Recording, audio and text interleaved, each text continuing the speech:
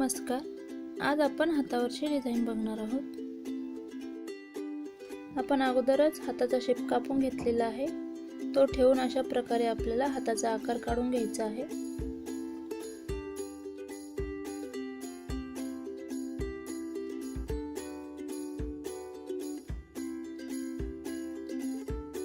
या हातावर आपल्याला मेहंदी डिझाइन काढायची आहे.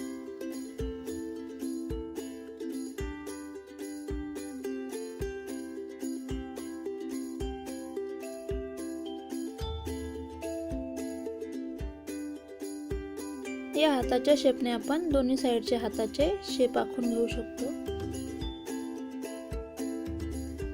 अशा प्रकारे आपल्याला शेप आखून मेहंदीची प्रॅक्टिस करायची आहे.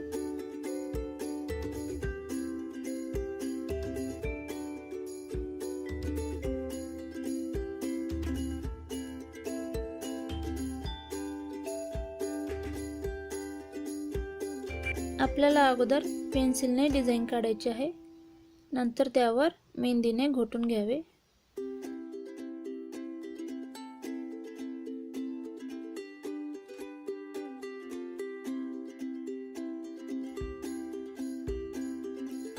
सुरुवातीला सोपी डिझाइन काढून बघावी.